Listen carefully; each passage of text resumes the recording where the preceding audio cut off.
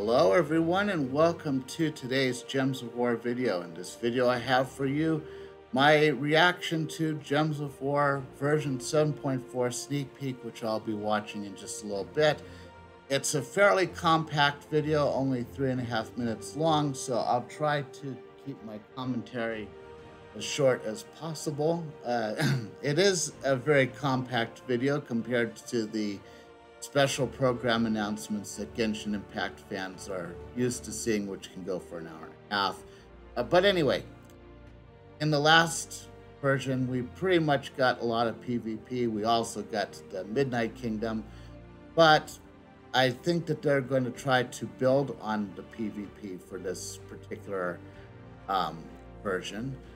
We do have this alliance thing that was kind of put into place as a placeholder, but doesn't actually do anything. And I think there's a few other things that don't actually function as well.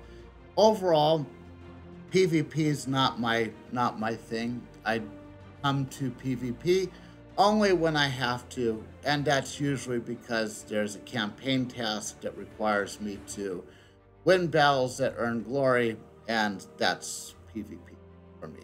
So if I do know that Guild Wars has been delayed a couple times. Maybe they'll talk about that.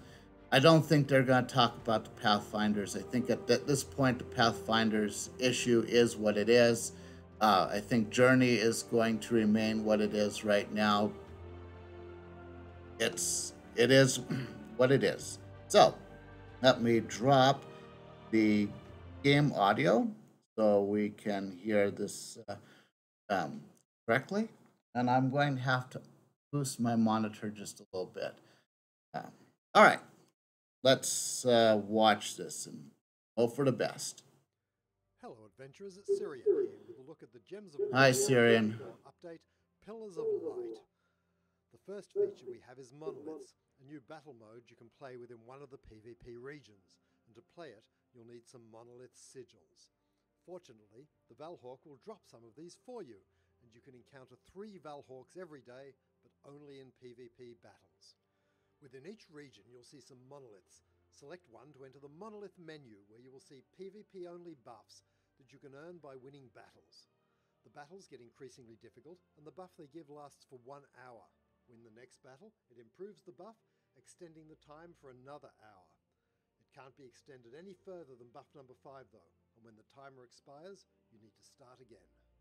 If you'd like to see all the available buffs, then select this button over on the left. Now you can not only see how many Valhawks remain today, but also all of your active buffs, and in fact, all the monoliths available in the game, sorted by region with their various buffs listed out. This is a great shortcut. If you see a monolith here you'd like to fight at, with a buff you think would be useful, simply select it, and you'll be taken right there. The buffs apply to all PvP battles, not just the ones in the... Okay, so there we go. So what looks like we get is I think he said 3 sigils per day, plus you can encounter the Val, whatever the new Val Raven is. It has a different name. I didn't spot it. But yeah, if you so yeah, you can then use those sigils to challenge these monoliths, gain boosts to PvP. So are they necessary though? I mean, these are nice, I guess, but are they necessary? I granted I'm not in a position where I can say that I've been trying to get to the highest tiers, so I don't know if things get super hard later on. But okay, it's cool, I guess, but it just like some of the other things, you got to challenge the monoliths when you're ready to go, because once you've got to the boost, it looks like it only lasts for an hour. But it also looks like for example, for this one that we're seeing right here, it looked like I could challenge the first level, which is inconsequential level for my compared to me. Then I get 2 magic at the start of battle. Then I can do PvP, and then as long as I come back before the end of the hour and challenge level 2, now I have 3 magic at the start of battle, and my timer resets to an hour. So, and then it looks like I get something additional at levels 3 and 5. But I think that would be the way. I think that overall, most just like Nomapalooza and some of these other buffs that we have, you'll want to do these when you're ready to spend some time with PvP, and not just do it in the morning and then do PvP in the evening. That's how I read it. Their regions. The second feature is Blood Frenzy. Wondering what you were going to do with all of those buffs? This is it.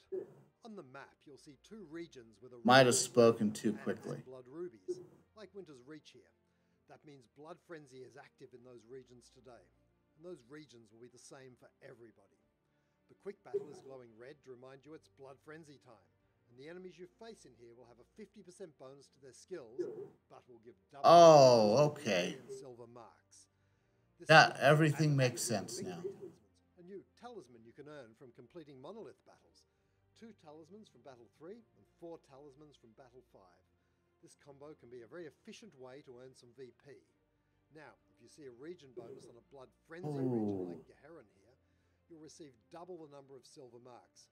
So keep an eye out for that too. Okay, finally, let's also have a look at some quality of life features. Hold on.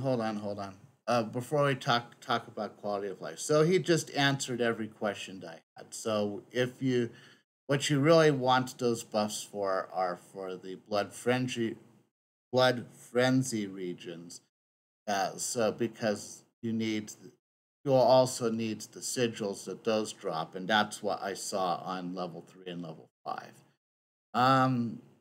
Okay, and then they are they are harder. So theoretically you can get sigils. You can only drop them twice, I think. If you get 3 sigils per day and 3 sigils from the new Valravens, that's 6. So you can either go for a full stack of 5 on one pillar, and then 1 stack of 1 somewhere else, which would give you the 2 on that one. The other option would be to go for 2 stacks of 3, which would give you that.